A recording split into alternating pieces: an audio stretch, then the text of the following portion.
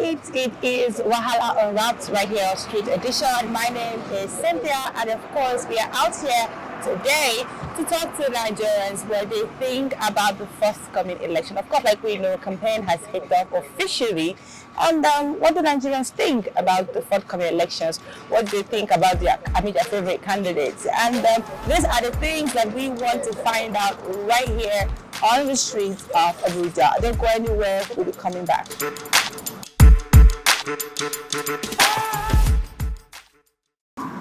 The Nigerian election is something that, like, we just take it as, how can I put it for you there you understand? People just use money to, like, buy this thing. Nigerians, they are not voting for the right person. Once you have money and you display that money out and you, like, giving it out to people, people will just, like, sold their vote to you. And they are the one that will come back and start complaining about you. Okay. Forgetting that they have collected your money or when you are campaigning or this thing. You don't know why it's going on. So this is our problem that we're facing. So now election is coming up next year. Yes. So we have 3 candidates. Yes. So who do you think likely has a chance? Do you have a voter's card? I do. You have a voter's card? Yes. But you don't have a voter's card? Yes. The reason I said I don't have voter's card is because I don't like my own candidate is in my heart, so I don't like to. Wait, I want to hear your heart. Okay. Obedient. Okay. Yes. Oh, that's why you say you don't have voter card.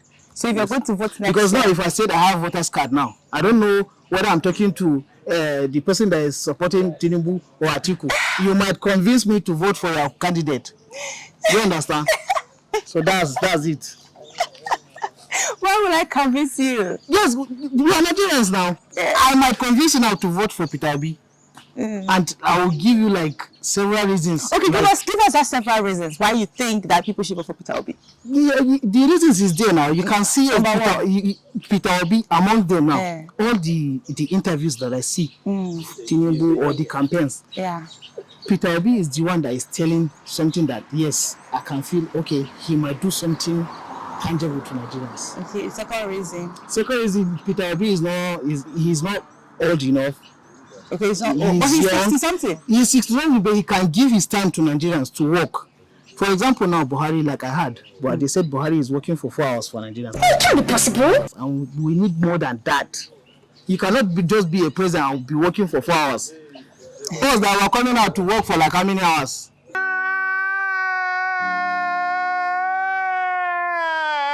And you, as a president, you work for 4 hours. It's not right. What if it's Tinubu? God have mercy upon us. That's 30 minutes or 1 hour. Okay. I just want to make it quiet. Your conscience know the judge. So number 3. These 2 reasons now, they are okay to you. Ahead of the election, what do you think about the forthcoming election, the whole campaign and the crisis in PDP? Is it only particular in PDP? I mean, let's start with PDP, the whole wicked drama and everything. Okay. I think, actually, I'm not a politician, but I believe on PDP. Yes. And you think the crisis is going to be resolved? Yes, I believe so. I believe the crisis that we play and whatever is going to bring to the results. But I don't believe that. But there have been rumors that he might likely make it to Peter Obi's campaign list. I don't think. Wike will never do that. Wow. Yes. Really? Yes. So, okay. So between Atiku and Jagaban, who do you see? Even without saying, Atiku is always on top. I think I believe on Atiku. That he's going. So what do you like about Atiku? Not so much. I think he's a businessman. Okay. He won't allow this crisis that is going up, killing and whatever, destroying businesses to go on when he's in. Because he himself is a businessman. So I think with that, the country will move forward. What do you think about the election coming up? The whole campaign, PDP, the problem with Wike? Honestly speaking, for me, I don't listen for that. Okay. Yeah. But now is the right thing for us that we can do better. We can do things that will move ahead. So, to me, as I'm seeing things now, I'd rather go for Peter Obi. Oh. To me, so that Nigeria will be a better country. Okay, what do you like about Peter Obi? Because number one, he's the youngest among all of them. 60 something. Yeah, he's the youngest. He's he's age with Atiku. Atiku. Atiku is above of him, Abi. What do you think about Atiku? Atiku, he has the money already. So I don't think going there because he has the money, I don't know what's next that they will do for there. But for me, the best candidate is Peter Obi. That's it. But you don't have any particular reason why you like him? I like him because how can I put it? Because number one, he's a marketer. Oh, he's a good marketer. Yeah. He can turn this country to be a favor to marketers or a favor to how would I put it, poor people that they can benefit on something. Ahead of the 2023 general elections, what do you think about this election? Well, in general opinion, it is a race between three horses. Yes. But unpredictably is the Labour Party that has suddenly come without structure and is trying to overcome every other structure ahead of it. So do you think that the crisis in the PDP presently is strengthening the Labour Party? And do you think Wike is likely going to move over to the Labour Party? Wike is a man on his own. He's a politician. We may not really generalize, may not really predict him. Politicians, like we say, they don't have permanent foes, they don't have permanent friends. Wherever the bread is butter, that's where they are. So whatever it is, whether it's going to strengthen the PDP or whether it's going to strengthen the Labour Party or otherwise, at times too, what they do over there in Aso Rock in the government houses, most of the masses do not know.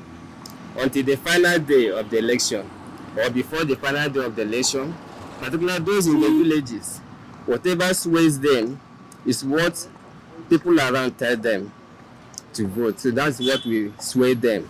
But for now, whether the prices in PDP or otherwise going to is strengthening the Labour Party, yes, in a way. Okay. But until the final, particularly, those in the north, in the core north, are not so much lettered like those in Abuja that are taking things the way they read it, the way they follow up.